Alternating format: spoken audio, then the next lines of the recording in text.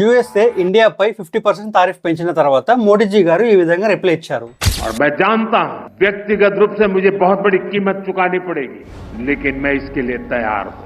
మన దేశంలో ఉన్న రైతుల కోసం తారిఫ్ ఎంత పెంచినా కూడా కట్టడానికి రెడీ అన్నారు. అసలు ఈ ట్రేడ్ వార్ స్టార్ట్ అవ్వడానికి రీజన్ యూఎస్ఏ ఇండియాపై ఆగస్టు 7న 25% తారిఫ్ ని పెంచింది గూడ్స్ పై.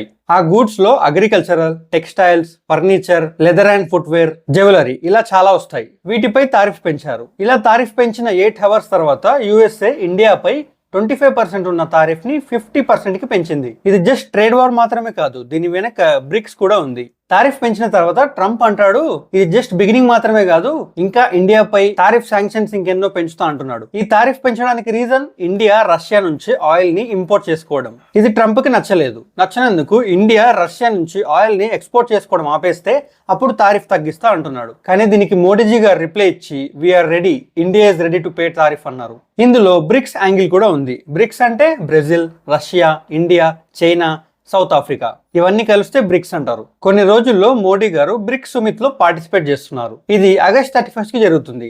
అక్కడ బ్రిక్స్ కంట్రీస్ కి సంబంధించిన ప్రతి ఒక్క లీడర్ వస్తారు. ఇది షంఘై కార్పొరేషన్ ఆర్గనైజేషన్ లో జరుగుతుంది. ఆ ఆర్గనైజేషన్ లో ఆయిల్ గురించి డిస్కస్ చేస్తారు.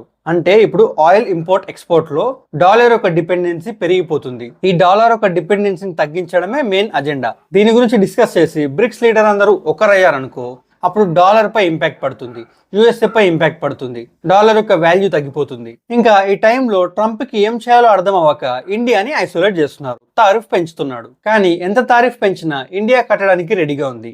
డిప్లొమాటికల్లీ ఇండియా నుంచి ఒక క్లియర్ మెసేజ్, పొలిటికల్ గ్రౌండ్ లో వెనక్కి వెళ్లే ఛాన్సే ఉండదు, స్ట్రాంగ్ గా నిలబడి ఎదుర్కొంటుంది. ఇలాంటి ఇన్ఫర్మేషన్ తెలుసుకోవాలంటే నువ్వు ఫాలో ఇంకా సబ్స్క్రైబ్ చేయి. ఇలాంటి మంచి మంచి ఇన్ఫర్మేషన్ తీసుకొస్తూనే ఉంటా.